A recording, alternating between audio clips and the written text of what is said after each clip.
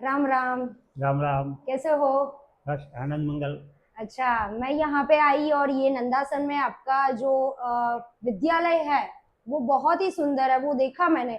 मगर उसके बारे में थोड़ी जानकारी चाहिए मुझे कि ये संस्था कब से कार्यरत है, ये विद्यालय, और इसमें क्या क्या फैसिलिटी देते हो, ये सब मुझे जानना है। तो आप मुझे बता सकते हो, और साथ में हमारी ऑडियंस को भी जानना है, जो ब्राह्मण के विद्यार्थी है, जो बच्चे हैं, वो यहाँ तक आए और यहाँ की जो फैसिलिटी है वो लेके और हमारी संस्कृति को आगे बढ़ा के पढ़ सके, उसके लिए।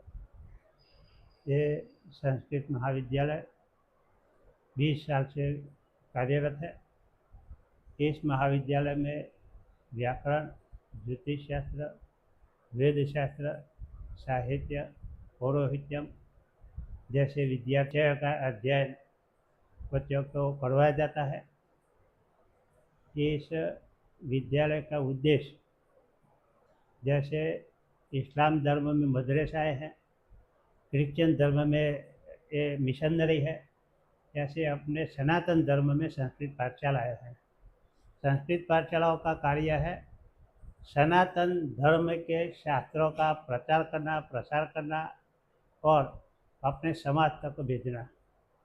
अपने समाज में ये धर्म शास्त्रों का प्रचार प्रसार हो, अपने धर्म शास्त्रों का खगोलीय ज्ञान है, जैसे आकाश में कैसे ग्रह है, आकाश कैसा है, खगोलीय परिवर्तन कैसे होता है, इस विषय में जानकारी के लिए ज्योतिष का अध्ययन किया जाता है। वैदिक परंपरा की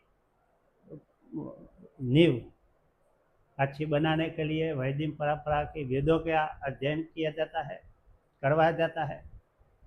और इस पाठशाला में प्रथमा यानी सेकेंडरी कक्षा 9-10, मध्यमा यानी हायर सेकेंडरी कक्षा 11-12, शास्त्री यानी graduate first second third year और आचार्य यानी post graduate M A part 1-2 तक का अध्ययन इस फैकल्टी में किया जाता है।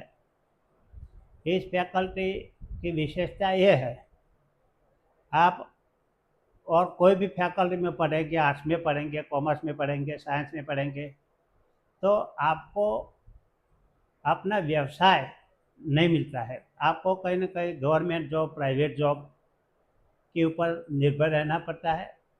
ये ही एक शिक्षा ऐसी है कि बच्चा यहाँ से ग्रेजुएट होके जाए तो वेदों के ज्ञान के आधार पर, पौरोहित्यम के ज्ञान के आधार पर और ज्योतिष शास्त्र के ज्ञान के आधार पर समाज में बैठ के हर महीने 70-80 हज़ार रुपये अपनी इज्जत के साथ आमदनी कर सकता है। अच्छा, और प्रश्न कई का ये आता है कि वेद पुराण वो सब तो पढ़ते हैं, मगर कई दूसरों बच्चों से पीछे ना छूट जाए, जैसे कि अंग्रेजी या कंप्यूटर नहीं, मत, यहाँ ऐसा है, और शिक्षा में तो इंग्लिश कंपलसरी है ही नहीं, हम्म। लेकिन ये संस्कृत मीडियम में ही कक्षा 9 यानी प्रथमा से ग्रेजुएट तक इंग्लिश कंपलसरी है। अच्छा। यानी एक सब्जेक्ट इंग्लिश का पढ़ना ही है अच्छा। और साथ में कंप्यूटर भी है।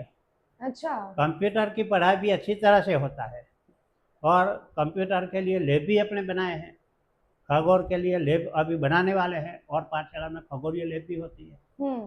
अच्छा, मतलब जो दूसरे बच्चों की तरह ही यही बच्चा बाहर निकलेगा तब उसकी भी इतनी ही वैल्यू होगी, शायद उससे भी ज्यादा हो, नहीं, क्योंकि और बच्चे की जो वैल्यू होगी, इससे ये बच्चे की वैल्यू अधिक होती है। अधिक होगी। वो गुजराती मीडियम में पढ़ते हैं, इंग्लिश मीडियम में पढ़ते हैं, हिंदी मीडियम में पढ़ते हैं, वो केवल पढ़ के गवर्नमेंट जॉब की तरफ ही अपेक्षा रख के बैठते हैं या प्राइवेट जॉब की तरफ ही अपेक्षा रख के बैठते हैं। लेकिन ये विद्यार्थी वो गवर्नमेंट की जॉब की तरफ भी जाएगा, प्राइवेट जॉब की तरफ भी जाएगा और जीपीएससी भी कर सकता है, यूपीएससी भी कर सकता है, नेट भी कर सकता है, स्लेट भी कर सकता है। अच्छा। और कुछ नहीं करे तो अपनी इज्जत से रोटी कमा सकता है। अच्छा, सही बात है। अच्छा, मतलब यहाँ पे तरह से बेस्ट एजुकेशन मिलता है, और जो एनईपी 2020 है उसके अकॉर्डिंग वैल्यू बेस्ड, मतलब जो भी हमें पढ़ाए जाए वो गोखण पट्टी या रोट लर्निंग नहीं होती। यहाँ पे ऐसे पढ़ाते हैं कि जो हमारे जीवन में काम आए, ऐसे सब शिक्षण पढ़ाते हैं। सही बात है ये? जैसे बात ऐसी है, और शिक्षा में तो स्कूल में जाता है बच्चा तो जाके अपने क्लास में ही बैठता है, हम्म। क्लास में ही टीचर आके पढ़ाते हैं, वही पढ़ता है। हाँ। लेकिन ये रेसिडेंस स्कूल है, रेसिडेंस पाठशाला है, इसमें अध्ययन करना है तो छात्रालय में रहना कंपलसरी है। आप अप डाउन करके पढ़ सकते नहीं है। तो यहाँ रहने वाले लड़के को सुबह में अपने से स्नान करना है, अपने ही कपड़े अपने से साफ करना है, इसके बाद में अपने से ही वो वेदाध्ययन करना है।